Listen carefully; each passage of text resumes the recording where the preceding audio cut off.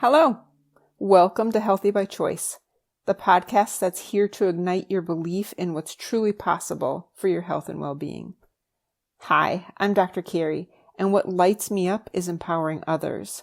My mission has always been to inspire you to take your health seriously and give you the tools to understand your body on a deeper, more meaningful level.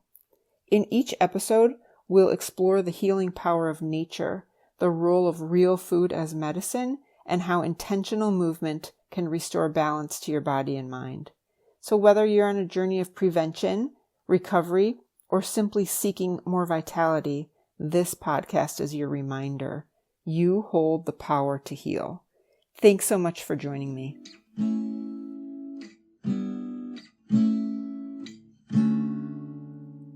Hi, friends. Welcome back. I'm bringing a new subject today that's one of my loves, essential oils. And essential oils are the kind of thing where I have used them, I would say treating, preventing all kinds of things for years. And partly because I really love scents and I only like natural scents. Anything that has parfum added is by nature cancer causing. Let's just call it that. Just straight up, do not use laundry detergent that's scented. Do not use anything on your skin that's scented, in your hair, all that stuff, unless it's natural with essential oils. And because I've been committed for years and years, so I was a teenager when Aveda was a small company, and Aveda was started by a man who basically taught me the difference between essential oil and parfum, and or even things that say natural scent that is not actually accurate. So for many years, it's 40 years now, I've been in love with essential oils, and partly because I really love scents and I notice that I feel better. Anything that is citrus scented lifts my spirits. And I fell in love with bergamot years ago. And then Lang Lang for me, which is the YLANG, is just my most favorite calming scent. And historically, if you're not familiar with Aveda, it has since been purchased by Estee Lauder. But when you go to an Aveda salon, whether it's for hair or massage, they have you close your eyes and they put scents under your nose and then you pick. So I would always pick Lang Lang, not knowing, it wasn't my intention, but I would pick my favorite scent, which is what you're supposed to do before a massage, before a head massage, before, whatever. And I just learned to love certain scents. And then I learned that different essential oils have different properties and they are actually used as treatments. I think I said in one of the life hack episodes about how if you have a burn on your skin, use a cotton ball with lavender. And I should be very clear that mostly we don't use an essential oil directly on the skin. And I'll just say it now, even though I'll say it many times as well. If you are going to ingest an essential oil, please be certain that it is human food grade and organic. And some of them are. And these are not the ones that you would get at CVS or Walgreens or some major store, and probably not Amazon. So the thing about essential oils is I don't paint. I don't really have creative outlets. Maybe I will use pencils and do colorings, but I only do coloring books because I just don't have talent in those areas. And then when I started buying essential oils, I was putting together scents. And many times I would look up recipes and start with a basic recipe, but I would always change it a little bit. And so my long-term massage clients and now chiropractic patients know that for a long time, I would have little spray bottles in the office. They're like $10. Spray bottles for different reasons, or even just because I love that combination of scents. Or I would have roll-ons. I think that's about it. Sometimes the sticks that are really good for sinus. But for the most part, it was a creative outlet for me. And in the past couple of years, I've let that go and I've been really missing it lately. And I've been around a couple of people who have used essential oils to treat a couple of really big things lately. Plus, we're having a lot of allergens in the air, and really the only thing that helps me is essential oils. On and on. So I'm kind of falling back in love with oils, and I'm also going back through my inventory. So it's on my mind right now. And I mean, it takes, the distillation of an entire plant to produce a few drops of essential oil. So I have reverence. I mean, I truly appreciate each of these bottles that I have. So I think there's another piece of that of, I'm nature girl. I love healing with plants way before I would ever personally try to take a pill or an medication.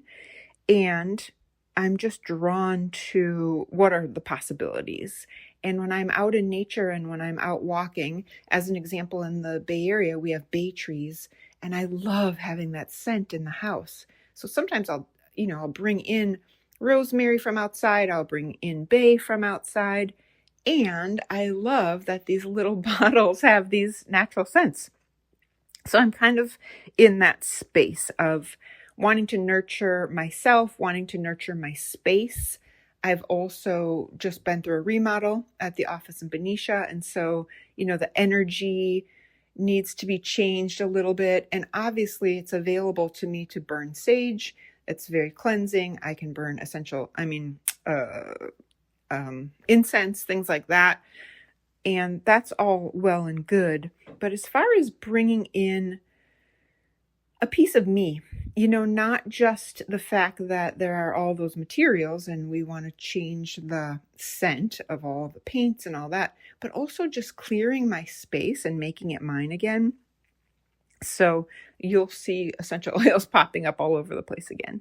And, it's different. The therapeutic treatment, the way that people use them is actually different from French, German, English. Typically the diluting a small amount of essential oil and then putting it in a carrier oil for the purpose of relaxation, like for massage, that's more English. Whereas the French are the people who would ingest it, the oral administration. And that's, again, therapeutic grade essential oils that are organic. That's really important. And it's harder for us to find here in the US, but it's possible. I know that for sure. And then the German model is the inhalation. So the diffusers. And if you know me, I have a diffuser in almost every room, and I always have had, and I just love it. If I know that I haven't been sleeping well, or if I suspect I'm going to have a difficulty sleeping, I will prepare my room before I go to bed. Like I'll go into the room, get the diffuser going, and then go wash my face and brush my teeth. So I have a few minutes so that the room is ready, and I will set that up. But oftentimes I'll just be getting in bed and say, couple of drops, just, I don't know, raindrop therapy, let's call it. But typically raindrop therapy means when you're getting a massage, they actually drop the essential oils on your forehead. I have not had that treatment specifically yet, that type of massage. And by the way, I want to. But, it's a body-mind thing. It's a unique way to integrate and calm, right, the nervous system, the vagus nerve, all of the things that I talk so much about. And it really works, well, for me, it's very clear that it works on my subconscious mind. And it's not the kind of thing that I can think about. It's definitely not a, what's it called when you take something and think it's going to work? It's not. I know that essential oils may possibly be the oldest, most powerful therapeutic agents known to man. I mean, I have many times said if they brought frankincense and myrrh to the baby Jesus, then I want some of that too. And I didn't even know what that was as a kid, but the Bible stories always said frankincense and myrrh. And so often when I am going through a healing phase myself, I will add frankincense and myrrh to any of my roll-ons as an example. But this is long before allopathic medicine, right? People have been using nature and plants to heal. And in the ancient Egyptians, they were using essential oils for purification and the embalming rituals. So long time, plants healing, nature healing. It's like the most holistic as far as I'm concerned. And, over the ages, people have used different forms of plants, whether it's drying the plants or eating the plants and, whatever. This is just another form, and it uplifts my spirit. So for me, it's a no-brainer. And I'm also always just willing to try, not necessarily only medicinally, right? It obviously, having a balanced mind is amazing. Lifting my spirits, calming my soul is amazing. Helping me sleep. But sometimes it's just, I'll give you an example. When I was in chiropractic school, we took the national board exams. During the national board exams, we weren't allowed to bring even our own pencil into the testing. And I was like, what about the stress? And for me, I'm just sensitive to other people's stress, and I need to tune that out. So what I did is I put my hair in a braid, and I put essential oils on the tips of my hair and my braid. So, that's a very basic example, but I'm bringing it with me, and it's mine. It's not going to bother anyone else. I wasn't saturating myself in strong scent, but I had it with me. And stimulants, for, like I was saying about the citrus, it helps kind of brighten my mind. And then something like lavender will help me like calm down, like relax. And I know that, there's a lot of other amazing uses for essential oil because they do stimulate and regenerate the tissue and the nerves, and they also oxygenate and carry nutrients to the cells. So it's really a matter of what is needed, what you're going through at the time. And another example is cleaning. I don't know how common this is. I don't know how many people know this, but I remember when I was considering selling essential oils and particularly having them in the office for sale. And I thought, well, $2 here. How much am I going to make on them? And then I have to carry the inventory, and is it worth it? And I saw on YouTube, or, fill in the blank, a woman had taken 2 petri dishes, and I think 3. One was the nothing control dish, but one of the same amount of bacteria, I think they wiped down the toilets, I don't know, and sinks and walls and whatever, and they put the same amount of bacteria, virus, fungus, whatever they found in their bathroom. They wiped it on a petri dish, 3 petri dishes, and then one of them applied bleach, the other applied an essential oil mix, and then one of them was the control. Sorry that I screwed that up the way that I said it, but it was a properly done science experiment. And the one that had no treatment was just funky, disgusting. It was very clear that some treatment needed to be done. The one that had bleach for a while was held at bay, I'll say, and then stuff was growing. And it was pretty gross, and not actually that much less than the control that had nothing done. Whereas the petri dish that had the same amount of stuff applied to it, bacteria, disgusting, who knows what, when they used essential oils as a treatment, nothing grew. And that hit me. And I watched, several different people make the same experiment. I myself have not done that. But when you consider the viruses, bacteria, and fungi, and by the way, this was all pre-2020, pre-pandemic. We talk about so many different things now since the pandemic, but there's no way this isn't beneficial. It's very beneficial. And if you want to keep, stuff at bay, microbes at bay, why wouldn't you start with something more natural? And I'll just take the opportunity here to tell you what I do is I take a glass water bottle and I put, let's say 50% water, and then vinegar, white vinegar, and then essential oils. So the vinegar is also doing the job of cleaning, absolutely. And then the essential oils are not only fresh scent, but they're clearly also helping. So that's my strategy. And then I also get to decide how I want my house to smell, which I love.